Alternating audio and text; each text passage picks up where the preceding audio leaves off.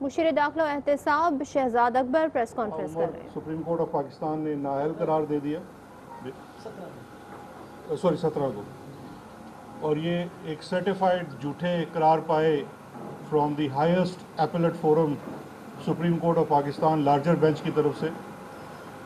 اس کے بعد NA 120 کا بائی الیکشن قانون کے مطابق، آئین کے مطابق ہونا تھا، اس کا نوٹیفیکیشن الیکشن کے لیے جاری ہوتا ہے، اور جب بھی کسی جگہ بائی الیکشن ہونا ہوتا ہے تو سب سے پہلے وہاں پہ گورنمنٹ کی انٹرفیرنس روک دی جاتی ہے تاکہ کسی قسم کی کوئی دھاندلی نہ ہو سکے۔ تو اس میں سب سے پہلے 1 اگست 2017 کو یہ الیکشن کمیشن نے ایک نوٹیفیکیشن جاری کیا کوڈ آف کنڈکٹ کا، جو ابھی بھی جاری ہوتا ہے تمام بائی الیکشنز کے اندر، الیکشنز کے اندر۔ جیسے آپ سمجھتے ہیں کہ گلگت بلتستان میں جو الیکشن ہو رہا ہے وہاں پہ بھی کوئی حکومتی نمائندین نہیں جا سکتے، چاہے وہ فیڈرل گورنمنٹ کے ہوں، کوئی وہاں پہ ڈیولپمنٹ کا کام نہیں ہو سکتا اس الیکشن کے مہم کے دوران۔ یہی نوٹیفیکیشن 1 اگست 2017 کو جاری ہوتا ہے۔ لیکن پس پردہ کیا ہوتا ہے کہ چھانگا مانگا کی سیاست کی تربیت یافتہ فیملی کی جو نئی رکن تھی مریم نواز صاحبہ، ان کی ڈیوٹی لگتی ہے کہ انہوں نے یہ الیکشن رگ کرنا ہے۔ اس الیکشن کو رگ کرنے کے لیے، کیونکہ کبھی بھی زندگی میں انہوں نے اپنا مال خرچ نہیں کیا، جو مال خرچ کیا جاتا ہے وہ ہمیشہ سرکار کا ٹیکس پیئر کا پیسہ ہوتا ہے۔ تو اسی چھانگا مانگا کی سیاست سے تربیت یافتہ مریم صفدر صاحبہ نے، اور اس وقت کی جو حکومتی مشینری تھی جس میں شاہد خاقان عباسی صاحب وزیر اعظم ہیں، انہوں نے ایک منصوبہ بنایا کہ کس طرح سے یہ الیکشن چوری کیا جائے NA 120 کا۔ اس سلسلے میں جس محکمے کا انتخاب کیا گیا پنجاب میں لاہور میں، اس محکمے کا نام ہے ٹیپا۔ ٹیپا جو ہے وہ traffic engineering and transportation planning agency ہے۔ آپ لوگ اس سے واقف ہوں گے کہ اس کا کام ٹریفک کے نظام کو مؤثر بنانا، اس کے اندر تزئین و آرائش ہے، سگنلز ہیں، روڈوں کی مرمت ہو سکتی ہے، یہ اس کا کام ہے ٹیپا کا مینلی۔ لیکن ٹیپا کی ایجنسی کا انتخاب کیا گیا اس وقت DC لاہور اور کمشنر لاہور کا آفس استعمال کرتے ہوئے NA 120 کے اندر 2.5 ارب کے لگ بھگ 2.5 ارب روپے کے لگ بھگ پیسہ ڈول آؤٹ کیا گیا، پھینکا گیا، خرچ کیا گیا ڈیولپمنٹ سکیمز کے نام کے اوپر۔ اب ایک تو یہ سراسر الیکشن کے لیے جو کوڈ آف کنڈکٹ جاری کیا جاتا ہے الیکشن کمیشن آف پاکستان قانون کے تحت، اس کے خلاف ورزی ہے، لیکن اس کے ساتھ ساتھ یہ بھی منصوبہ بنایا گیا کہ اس وقت تمام کام گراؤنڈ پہ کیا گیا، پیسہ خرچ کیا گیا، گلی محلوں میں خرچ کیا گیا، ڈسپنسریوں پہ خرچ کیا گیا، کیش ڈول آؤٹس بھی کیے گئے، اور اس کے لیے استعمال کیا گیا اس ادارے ٹیپا کو۔ اب اس میں جو بڑی ایک اہم چیز ہے جو سمجھنے کی ہے کہ یہ 2.5 ارب روپیہ خرچ کیسے کیا گیا، کیونکہ دیکھیں قانون میں کتاب کے اوپر، کاغذ کے اوپر تو یہ پیسہ خرچ نہیں ہو سکتا، نہ ہی کوئی ٹینڈر ہو سکتا ہے، نہ ہی کوئی آپ اشتہار دے سکتے ہیں، نہ ہی آپ کسی ٹھیکیدار کو ورک آرڈر دے سکتے ہیں۔ تو ملی بھگت سے یہ کام کیا گیا۔ فیڈرل گورنمنٹ کی طرف سے پنجاب میں NFC ایوارڈ کے بعد تو صوبے زیادہ امیر ہیں، صوبوں کے پاس اپنا زیادہ پیسہ ہے، لیکن فیڈرل گورنمنٹ کی طرف سے پیسہ مختص کیا گیا۔ پرائم منسٹر کا سسٹینیبل ڈیولپمنٹ گول ایک پروجیکٹ تھا، بڑے ماہر فواد حسن فواد موجود تھے، انہوں نے اس کا پیسہ ایئر مارک کیا، پہلے 505 ملین اور پھر 2000 ملین، یعنی کہ وہ 2.5 ارب روپیہ مختص کیا گیا ان اسکیموں کے لیے۔ آن گراؤنڈ سارا کام اور پیسے کی ترسیل اگست، سپٹمبر، اکتوبر کے مہینے میں کی گئی، جبکہ ٹینڈر ورک آرڈر وہ جنوری 2018 میں کیے گئے، کیونکہ الیکشن رگ کرنا تھا اور پکڑے بھی نہیں جانا، اس چیز کے تو بڑے ماہر ہیں۔ تو گراؤنڈ کے اوپر کام پہلے شروع کر دیا گیا اور پیسے اس کے اور ٹینڈر اور ورک آرڈر بعد میں دیا گیا۔ وہ ایک پوری لمبی تفصیل ہے کہ وہ آن گراؤنڈ ورک آرڈر، اس کے بعد کس طرح سے کاغذات فج کیے گئے، وہ تمام ثبوت اس وقت ہمارے سامنے موجود آ چکے ہیں۔ پہلے تو یہ ایویڈنس ملا کہ یہ گراؤنڈ پہ کام جو ہوا یہ ٹیپا کے تھرو کرایا گیا، جو کہ ایک اور وائلیشن تھی۔ جو پیسے ڈالے گئے گراؤنڈ کے اوپر، اب گراؤنڈ پہ کتنا کام ہوا نہیں ہوا یہ ایک الگ بحث ہے، لیکن پیسہ راؤٹ کیا گیا تھرو ٹیپا۔ جب اس کو فردر انویسٹیگیٹ کیا گیا تو یہ پتہ چلا، جو کہ سب سے شاکنگ چیز ہے، کہ کام ہوا پہلے، ٹینڈر ہوتا ہے بعد میں، ورک آرڈر ایشو ہوتا ہے بعد میں، پیسے دیے جاتے ہیں بعد میں، لیکن آن گراؤنڈ تھرڈ پارٹی سے پہلے گراؤنڈ پہ کام کرا دیا گیا۔ اس کے لیے جب یہ investigation anti corruption department Punjab نے شروع کی تو انہیں جو ثبوت ملے، تو پہلی تو چیز ہے کہ نیسپاک کے انجینئرز، اس میں سے ایک انجینئر ابھی نیب کی کسٹڈی میں بھی ہیں، جو نیسپاک کے انجینئرز ہیں انہوں نے یہ اعتراف کیا ہے کہ ہم نے یہ کام سارا ان الیکشن کے دنوں میں کیا ہے، جو کہ کلیئر وائلیشن ہے آپ کے الیکشن کے قوانین کی۔ اب اس میں سے میں آپ سے 2-3 چیزیں شیئر کرتا ہوں۔ ایک، ہمارے پاس اسٹیٹمنٹس آ جاتی ہیں، جس اسٹیٹمنٹ کے اندر ایک بڑی چیز واضح طور پہ لکھ دی گئی، یہ اعترافی بیان ہے۔ اعترافی بیان میں جو نیسپاک کا انجینئرز ہیں، سب انجینئر ہے، ڈپٹی ڈائریکٹر ہیں، اب وہ کیا کہتے ہیں؟ وہ کہتے ہیں کہ حلقہ ایک NA 120 میں الیکشن کے دوران نواز صاحبہ نے وفاقی گورنمنٹ سے فنڈ ارینج کرتے ہوئے فنڈ ارینج کیے اور بعد ازاں جاتی عمرہ میں DG LDA چیف انجینئر ٹیپا کے ساتھ ان فنڈز کی یوٹیلائزیشن کا طریقہ کار وضع کیا۔ تو سوال پیدا ہوتا ہے مریم صاحبہ کا کیا آفیشیل ڈیزگنیشن تھا، وہ کس پیرائے میں، ایک تو آپ وائلیشن تو کر ہی رہے ہیں، آپ کس پیرائے میں آپ بیٹھے ہوئے ہیں، سرکاری افسران کو جاتی عمرہ بلایا جاتا ہے اور یہ کہا جاتا ہے کہ آپ نے کیسے فنڈز خرچ کرنے ہیں۔ اور اس کے بعد ہمیں ڈائریکٹ کیا گیا کہ ماجد ظہور MPA PP 140 اور بلال یاسین MPA PP 139 ان کے ساتھ رابطہ کر کے تمام ڈیولپمنٹ کا کام آپ پرپوز کریں گے اور اس کو الیکشن کے دنوں میں ہی کمپلیٹ کریں گے۔ یہ سٹیٹمنٹس ہمارے پاس آ چکی ہیں۔ اس کے بعد یہ بھی بتایا گیا کہ ماجد ظہور کے جو دفتر ہے MPA کا صفا والا چوک میں اور بلال یاسین کا دفتر مونی روڈ، یہ گھڑ بن جاتا ہے، وہاں بیٹھ کے پورا الیکشن رگ کیا جاتا ہے اور وہاں سے ہی تمام چیزیں جس کو یہ ڈائریکٹ کرتے ہیں وہ پیسہ وہ چیزیں وہاں سے ڈول آؤٹ کی جاتی ہیں۔ اچھا، صرف یہ اعترافی بیان تو آپ کہیں گے کیونکہ میں وکیل ہوں تو میں کہوں گا جی اعترافی بیان کافی نہیں ہوتا۔ اس کے بعد کہ آن گراؤنڈ یہ کام پہلے کیا گیا، اس کا پورا فورینسک ایویڈنس بھی اینٹی کرپشن نے حاصل کر لیا ہے۔ فورینسک ایویڈنس انہی کے تمام ٹیلی فونز، اس وقت کی جیو لوکیشنز، وہ چیزیں، تصاویر کیونکہ بھیجی جا رہی تھی، واٹس ایپ کے اوپر سارا کام کیا جا رہا تھا، وہ سارا بھی اس وقت ثبوت ہمارے پاس آ چکا ہے۔ یہ وہ بڑی سمپل سی داستان ہے کہ کس طرح سے چھانگا مانگا کی سیاست سے شروع ہوتے ہوئے الیکشنز کو رگ کیا گیا۔ آج بھی جب بات کرتے ہیں کہ جی آپ الیکشنز کی ہماری ہیں، آج تک ہمیں نہیں بتا سکے کہ کون سے الیکشن کے حلقے آپ نے کھولنے ہیں۔ ہماری ڈیمانڈ تو بڑی اسپیسیفک تھی 4 حلقوں کی، آپ کی آج تک کوئی اسپیسیفک ڈیمانڈ نہیں ہے۔ آج بھی الیکشن کمیشن میں اٹھا کے دیکھ لیں، پاکستان تحریک انصاف کی الیکشن پٹیشن زیادہ ہیں بنسبت نون لیگ سے، اور آپ کا اپنا کردار یہ ہے کہ یہ ایک ثبوت ہے ایک حلقے کا بائی الیکشن۔ آپ اتنے ڈرے ہوئے تھے کہ آپ کی حکومت ہونے کے باوجود آپ نے بائی الیکشن بھاری پیسہ سرکاری ٹیکس پیئر کا خرچ کر کے، یہ بھی نہیں کیا کہ اپنا لوٹا ہوا مال ہی خرچ کر دیں، ٹیکس پیئر کا ادھر بھی نیا لوٹا، وہ پیسہ آپ نے خرچ کیا۔ اب اس میں 2 چیزیں ہم کر رہے ہیں، ایک تو یہ چونکہ اس کیس کا والیوم زیادہ ہے تو اس کو ہم اینٹی کرپشن سے نیب کو بھجوا رہے ہیں، اور دوسرا ہم اس کا ایک ریفرنس بھی بھیج رہے ہیں سرکار کی طرف سے to the election commission of Pakistan, کیونکہ چلیں وہ الیکشن کا ٹائم تو گزر گیا، لیکن یہ لازمی اس کو ریکارڈ ہونا ضروری ہے کہ کس طرح سے الیکشن چوری کیا گیا اور کیا زیادتی کی گئی۔ اب اس کے اوپر مزید آپ سے ڈاکٹر صاحبہ بات کریں گی کیونکہ وہ ان کا حلقہ تھا۔ آپ سارے لوگ جو ہیں اس بات کے شاید گواہ ہیں کہ جب 2017 کا الیکشن ہوا تو اس الیکشن کے دوران میں بھی میں نے پٹیشنز جو تھیں وہ جمع کرائی تھی، اور اگر آپ کو یاد ہو تو ٹیپا کے دروازے کے باہر پروٹیسٹ کر کے اور ان کو کہا تھا کہ یہ جو 2 ارب روپے آئے ہیں آپ کے پاس گرانٹ کے، یہ کس طرح خرچ ہوئے ہیں، ہمیں اس کا حساب دیں۔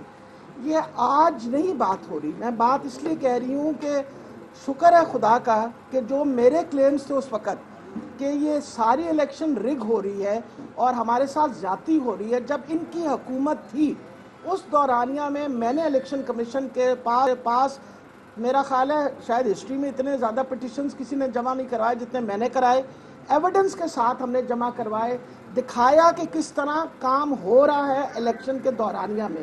اور آپ لوگوں نے بھی، سب نے، یہ بات کسی سے ڈھکی چھپی نہیں، آپ لوگوں نے بھی باقاعدہ وہ دکھائے۔ آپ لوگ اپنی if you go back 3 years from today تو آپ دیکھیں گے کہ آپ کی اپنے پاس بھی وہ ساری ریکارڈنگز ہوں گی جہاں ہم نے انڈیکیٹ کیا کہ ڈیولپمنٹ ہو رہی ہے اور یہ ڈیورنگ الیکشن کروا رہے ہیں، اور اس پیسے کا کوئی حساب کتاب نہیں کسی طریقے سے۔ ہم پھر ٹیپا کے پاس جب گئے اور میں نے ان سے کہا کہ آپ ہمیں یہ 2 ارب روپے کا حساب دیں، یو او رسپانسبلٹی ٹو اس، کیونکہ یہ حلقہ 120 اب جو حلقہ 125 ہے اس میں لگایا گیا، ہمیں آپ بتائیے کہاں خرچ کیا آپ نے یہ پیسے۔ کسی قسم کا کوئی حساب کتاب ٹیپا کے پاس نہیں تھا، اور آپ لوگوں کے سامنے میں 2 دفعہ اس پہ پریس کانفرنس کی تھی۔ I came and did a press conference twice on this۔ ہم نے بلکہ گھراؤ کیا تھا ٹیپا کے دفتر کا صرف یہ حساب لینے کے لیے۔ جب انہوں نے ہمیں حساب نہیں دیا اور ہم نے پٹیشنز جمع کروائی، اس کے بعد ہم ہائی کورٹ میں گئے۔ We went into the high court telling them کہ ان لوگوں نے ہر قسم کی الیکشن کے اندر دھاندلی کی ہے، انہوں نے ہر قسم کا لا توڑا ہے، ہم نے پٹیشنز جمع کروائی ہیں۔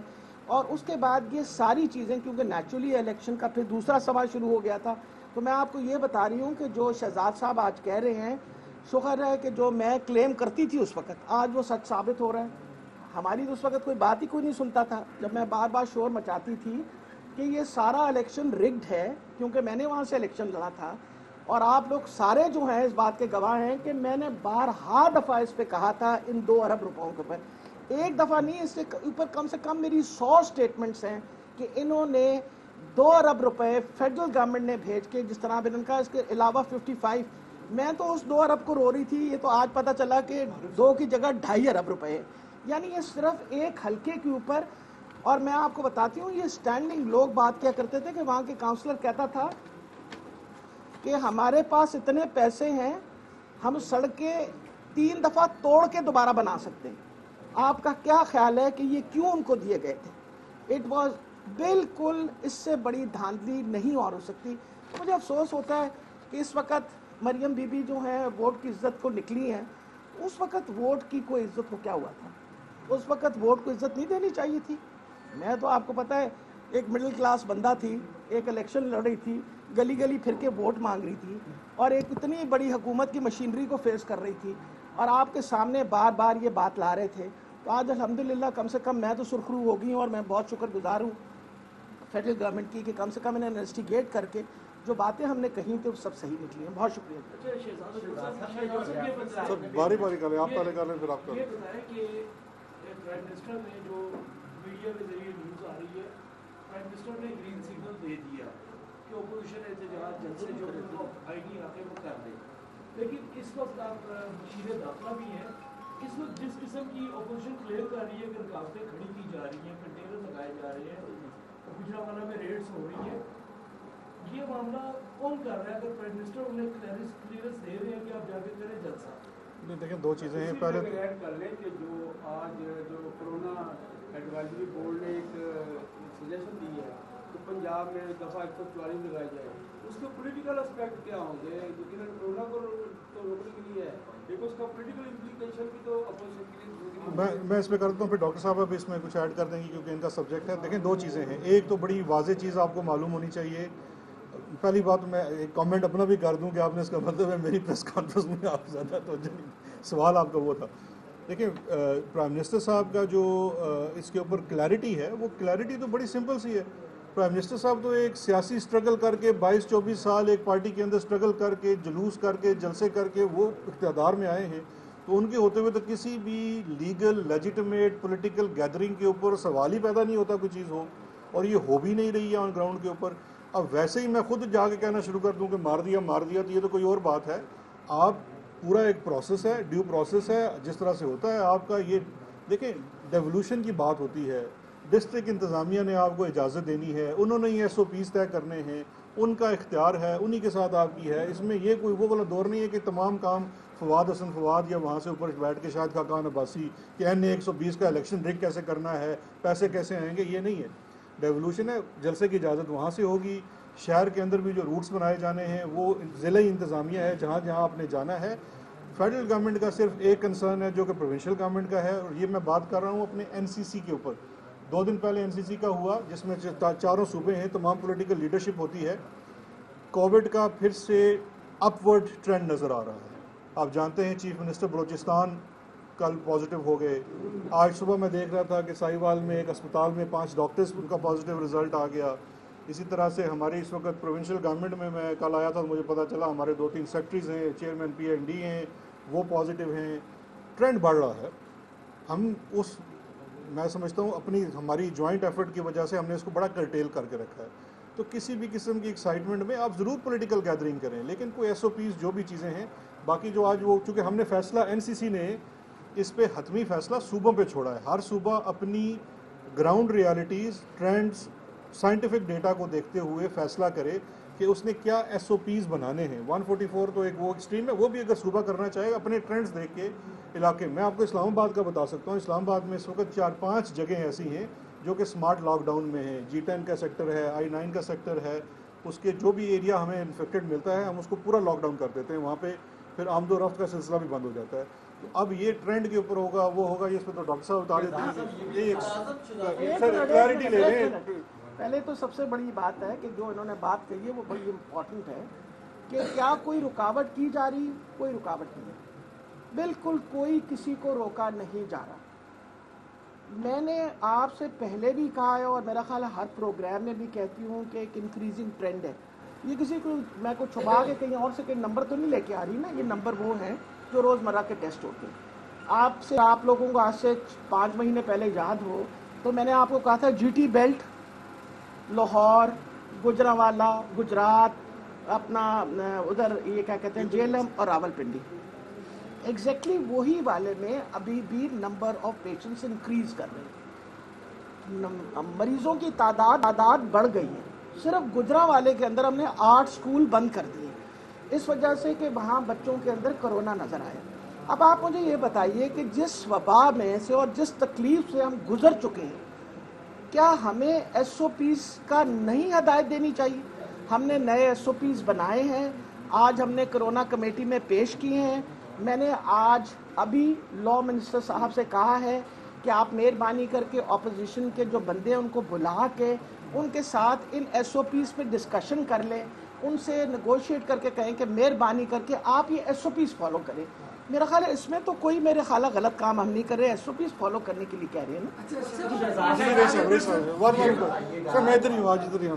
صرف 4 دن پہلے EVM کا جلسہ اناؤنس ہونے کے بعد PTI نے 9 سے 12,000 آدمیوں سے حلف لیا لیاقت بات میں, ٹھیک ہے, وہاں پہ کرونا SOPs اپلائی نہیں ہوا. وزیر اعظم ٹائیگر فورس سے ہفتے کے روز خطاب کرنے جا رہے ہیں, وہ بھی ایک بڑی جو ہے گیدرنگ میں آئے گا. اس طرح جو حکومتی گیدرنگز ہیں ان پہ آخر کرونا SOPs کا اطلاق کیوں نہیں ہو رہا؟ صرف اپوزیشن کے خلاف FIRs کٹ چکی ہیں, حکومتی کسی آدمی کے خلاف ابھی تک FIR کیوں نہیں کری؟ میں آپ کو بتا دوں 4 رسک فیکٹرز کے سب سے ہائی رسک فیکٹرز ہیں. اگر کوئی بالکل ان کنٹرول گیدرنگز جو ہوتی ہیں, جیسے کانگریگیشنز ہوتی ہیں, جیسے جلسہ جلوس ہے, these are in control gatherings, ان کو ہم سب سے ہائی رسک فیکٹر میں لے کے آتے ہیں.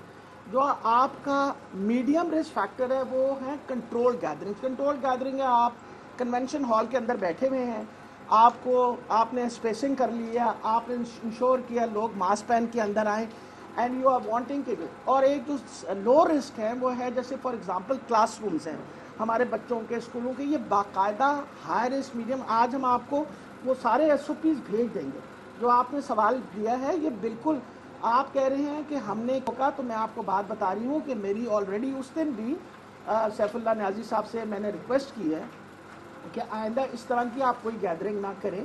وجہ یہ ہے کہ حالات خراب ہو رہے ہیں، اور یہی ریکویسٹ جو ہم اپوزیشن کو بھی کر رہے ہیں کہ آپ کریں ضرور، اگر آپ کرنا چاہتے ہیں جلسہ جلوس، آپ مہربانی کر کے آپ ایس او پیز فالو کریں، ماسک پہن لیں، ہر بندہ ماسک پہن کے تو رکھے نا کم سے distance come. Sir one by one میں سن نہیں سکتا نا. شہزاد صاحب، اپوزیشن کہتی ہے کہ مہنگائی کہتی ہے کہ میں نے جانا نہیں، اور وزیر اعظم کہتے ہیں کہ آپ نے گھبرانا نہیں. وہ کہتے ہیں کہ جتنے 2.5 سال جو لگایا گیا ہے کہ مہنگائی ہے یا پچھلی حکومت کرپشن ہے، کرپٹ ہے، اگر اتنا زور جو ہے کارکردگی پہ لگا لیا جاتا تو مہنگائی کا چارٹ نیچے آتا. آپ کیا سمجھتے ہیں صرف وہی کرپٹ تھے، ان کی کرپشن ہے، یا موجودہ حکومت کی بھی کوئی نااہلی ہے مہنگائی کم نہ ہونے میں؟ لیکن 2-3 چیزیں آپ نے سوال میں اکٹھی کر دی ہیں. پہلی تو بات ہے کہ آپ وہ ایک سوال وہ کر رہے ہیں جس کا ڈائریکٹلی مجھ سے کوئی لنک نہیں ہے، لیکن میں چونکہ اب آپ کی جو سوال ہے ایک اکیڈیمک سوال بن چکا ہے تو میں اس اکیڈیمک سوال کا اکیڈیمک جواب ہی دے دیتا ہوں. دیکھیے دو چیزیں ہیں. ٹرینڈز کو آپ کو دیکھنا پڑے گا کہ اپ ورڈ ٹرینڈز اگر کسی انفلیشن میں جا رہے ہیں تو اس وقت ریجنل سیناریو کیا ہے. میری اپوزیشن کے بہت بڑے جو دانشور لوگ ہیں ان سے بھی درخواست ہے کہ جب یہ فرماتے ہیں تو ساتھ تھوڑا سا ریجنل ٹرینڈ بھی اسٹڈی کر لیا کریں. اس کے ساتھ جو دیگر فیکٹرز ہیں جن کو نیورتھلیس ہمیں کمبیٹ کرنا ہے ان کو بھی کمبیٹ کیا جا رہا ہے. کووڈ کے جہاں آپ کے ہیلتھ کے اوپر ایشوز ہیں وہاں پہ اکانومی کے اوپر ایشوز ہیں.